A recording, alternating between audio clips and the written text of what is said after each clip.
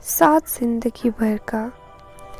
वो दोनों बचपन से ही एक जमात में पढ़ते थे। यूं कहा जाए तो दुरुस्त होगा कि दोनों ने बचपन में ही अपनी जोड़ी बना ली थी। कामरान और सारा की जोड़ी तो सारे स्कूल में मशहूर थे। अब तो उन्होंने एक ही कॉलेज में दाखिला ले लिया था। वो कभी भी जुदा नहीं होना चाहते थे। तुमने टेस्ट की तैयारी कर ली कामरान? बेंच पर साथ बैठे हुए सारा ने कामरान से पूछा तो वो हल्का सा मुस्कुरा दिया। आपकी यादों से फुर्सत मिलेगी तो किताब हाथ में आएगी ना, वो कहकर मुस्कुराने लगा तो सारा ने माथा पीटा। सुनो, मुझे तुमसे कुछ बात करनी है। इससे पहले वो कुछ बोलती, लेक्चरर क्लास में दाखिल हुआ और सारा की बात अधूरी रह गई। क्लास ख़त्म होने के बाद दोनों बाहर निकले। कामरान ने बाइक को सीधा करते हुए कहा, सारा तुम चलो तुम्हें घर छोड़ देता हूँ। ये कहकर उसने बाइक चलाई। टायर को देखा जिससे हवा गायब हो चुकी थी।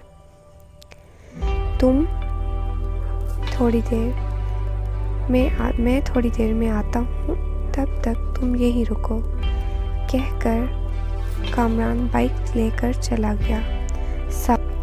किताबें थामे कॉलेज के सामने उसका इंतज़ार करने लगी। इतने में सारा की क्लास के चंद आवारा लड़के बाइक लेकर उसके सामने आके रुक गए। कहाँ जाने का इरादा रखती हैं? कहो तो छोड़ दें। बाइक पर सवार लड़के में से एक ने कहा। बगैर कोई जवाब दिए वो चंद कदम आगे बढ़कर दरख्त के नीचे जा खड़ी हो गई। रोज़ एक ही शख्स की बाइक पर सवार होकर उकता गई होगी, आज हमारी कंपनी भी देख लो, उस आवारा लड़के ने कहा तो सारा ने तल्ख लहजे में जवाब दिया। इससे पहले कि कामरान लौट आए, दफ़ा हो जाओ यहाँ से, वरना क्या करेगा वो, बोलो, कहते हुए बाइक से नीचे उतरा, सारा के करीब आया। फिर उसने हाथ से नोट्स छीनकर टुकड़े टुकड़े करके हवा में उड़ा दिया तो चारों तरफ सारा के तहरीर करदा नोट्सों के टुकड़े बिखर गए। फिर वो लड़का कहका लगाते हुए बाइक पर सवार होकर कहने लगा, खुद मुख्तियार बनना सीखो, कहकर वो अपने दोस्तों के साथ चला गया तो सारा बेचारी ने नोट्सों के टुकड़े समेटने लगी। इतने में कामरान वापस आ गया। क्या कर रही हो तुम? ये टुकड़े किस चीज़ के हैं? कामरान ने पूछा तो सारा ने उसे नम आँखों से देखा तो वो घबरा कर उसके करीब आया। बात क्या है सारा, क्या हुआ है? फिर उसने सारा माजरा कामरान को सुनाया। सुन तो कामरान आग बगोला हो गया। चलो मेरे साथ, कह के वो सारा को अपने साथ ले गया जहाँ इसने हम जमात आवारा लड़कों की महफिल जमी थी। वो बाइक से उतरकर सीधा उस आवारा लड़की के पास गया, उसका गिरेबान पकड़ा, मुंह पर धौंसे बरसाए। उसके साथ के दोस्त भाग खड़े हुए बगैर कोई तहफ़्फ़ुज़ का मौका दिए। कामरान ने इस लड़के को पीट कर लहूलुहान करके कॉलर से घसीट के सारा के पास आया।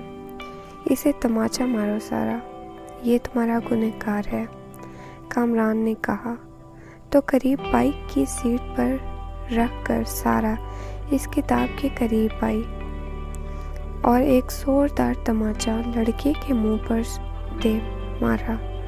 ये मत मुझसे बदसलूकी के लिए, और पूरी कुव्वत से दूसरा तमाचा मार कर कहने लगी, ये मेरे नोट्स को रेज़ा रेज़ा करने के लिए। सारा ने कहा तो वो लड़का सारा को घूरने लगा।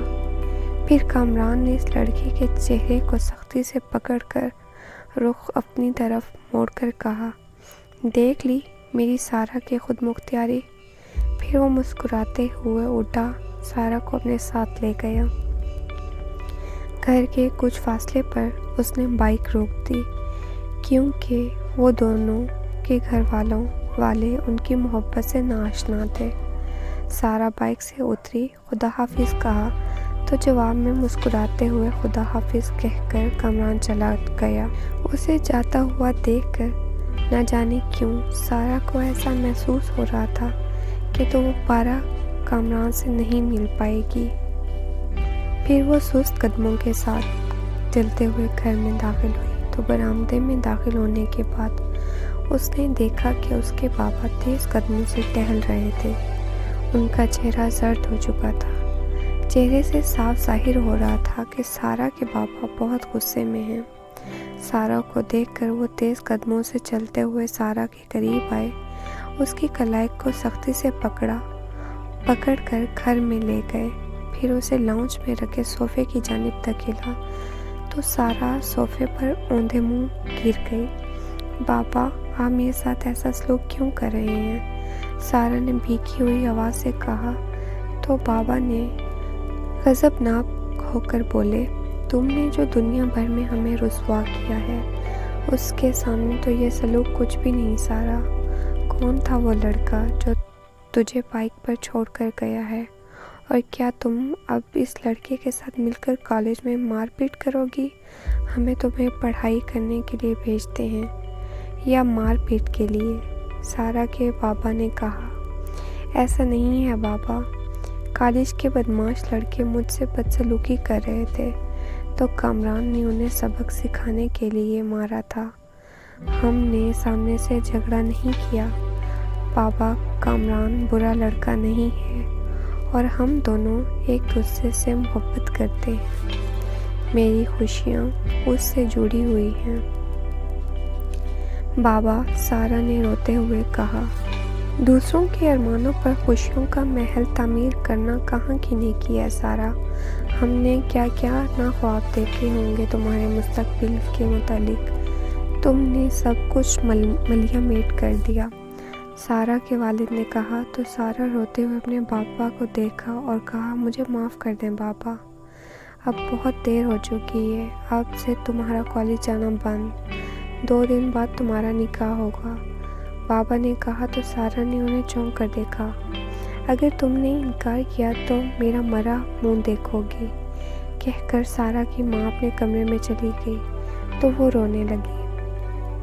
2 دن بعد سارا کا نکاح ہو گیا۔ بوجھل قدموں سے کار میں بیٹھ کر بدا کی گئی اور اسے معاملے سے بے خبر کامران روز کالج میں سارا کا انتظار کرتا تھا۔ دلہن کے جوڑے میں پھولوں سے سجے بیڈ پر سارا کا بت کی طرح بیٹھی تھی۔ اتنے میں اس کے کمرے میں ایک 3 سالہ ننھا خوبصورت بچہ داخل ہوا اور بولا، کیا آپ میری نئی ماما ہیں؟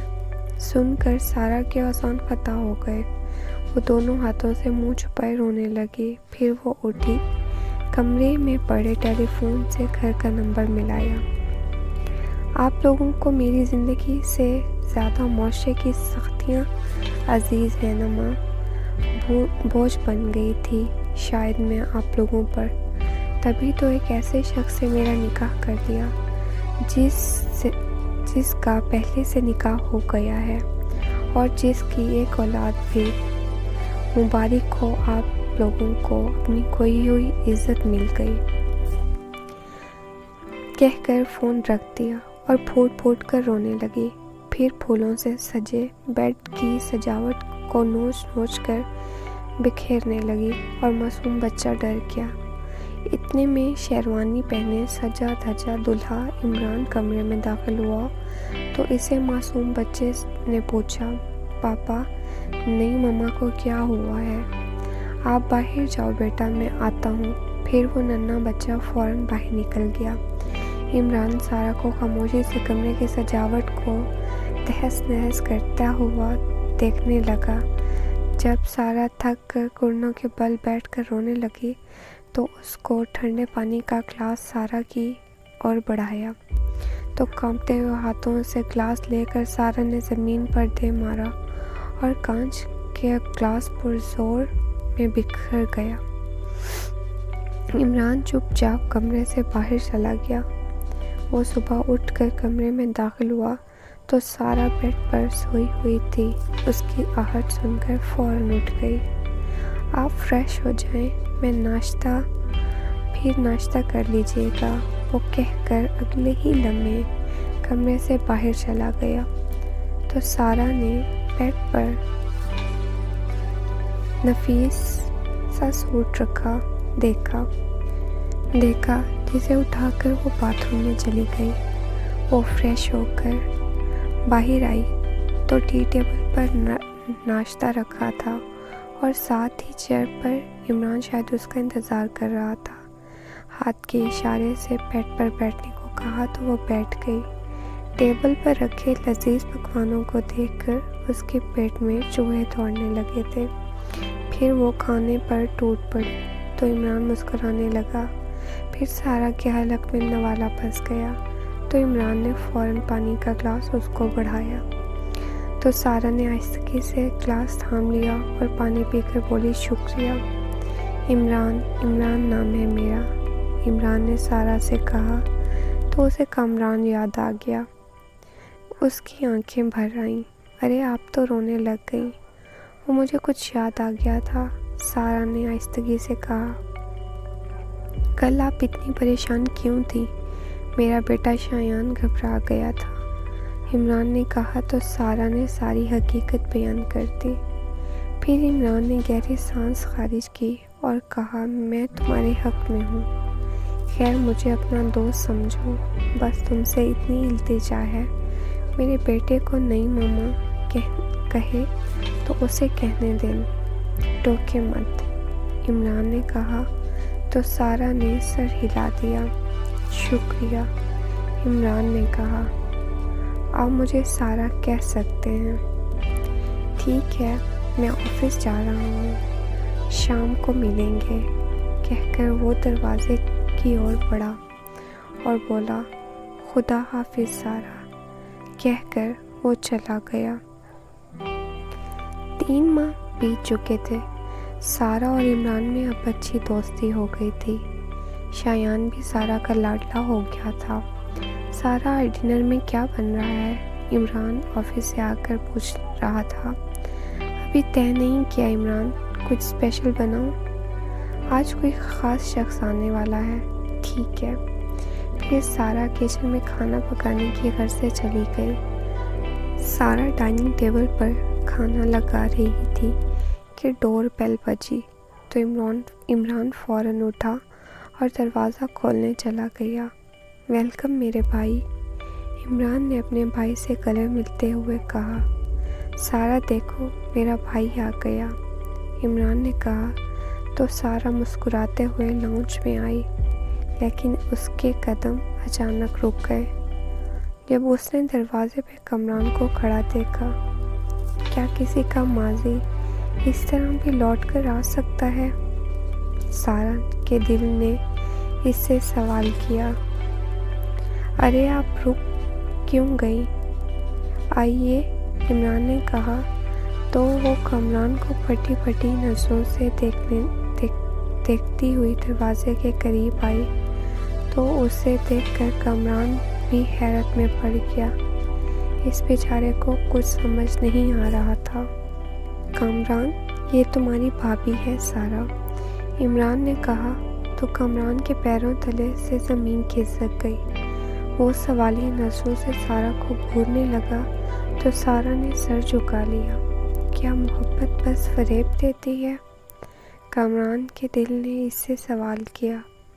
چلو کامران تم فریش ہو جاؤ، کھانا لگ چکا ہے، عمران نے کہا تو کامران اپنے کمرے میں چلا گیا۔ پھر وہ منہ ہاتھ دھو کر لوٹا تو تینوں نے مل کر ڈنر کیا۔ سارا اچھی سی چائے بنا کر لان میں لے آئی، ساتھ بیٹھ کر پیتے ہیں، عمران نے کہا تو وہ سر ہلا کر سارا کچن کی طرف چلی گئی۔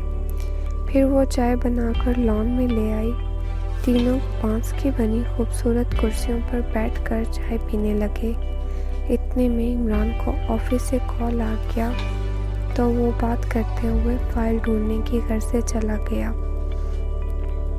کامران نے سارا کو دیکھا تو اس کے نے رخ موڑ لیا۔ ایسا کیوں کیا تم نے؟ کامران کی آواز سے اس کا کرب صاف ظاہر ہو رہا تھا۔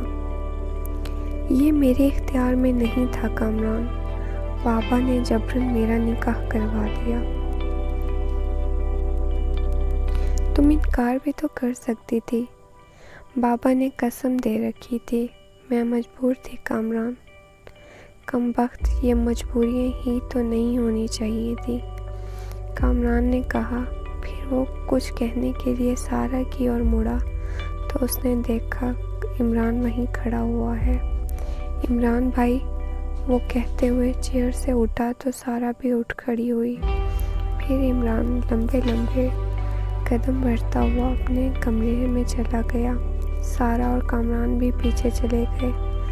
بھائی، کمرے میں داخل ہوتے ہوئے کامران نے عمران سے کہا، جس کی آنکھوں میں آنسو آ گئے تھے اور کرب کو بے تاب تھا، تو پھر میں سارا کو تمہیں سونپ کر یہ مجبوریاں ہی ختم کر دیتا ہوں۔ عمران نے کہا تو اس کی آنکھوں سے آنسو بے اختیار گر پڑے اور کامران اور اس سے حیرت سے دیکھنے لگے۔ یہ آپ کیا کہہ رہے ہیں عمران؟ کامران میرا ماضی تھا جو اب میرے لیے بے معنی ہے، لیکن آپ میرا حال اور مستقبل ہیں۔ میں نے آپ کے ساتھ جنت میں بھی ساتھ رہنے کا طے کیا ہے۔ میں نے آپ سے سیکھا ہے وفا کرنا۔ سچ کہوں تو محبت کے اصل معنی میں نے آپ سے جانے ہیں۔ میں نے دل سے شایان کو اپنا بیٹا مانا ہے اور دعاؤں میں آپ سے زندگی بھر کا ساتھ مانگا ہے۔ وہ کہتے ہوئے پھوٹ پھوٹ کر رونے لگی تو عمران نے اسے گلے لگا لیا۔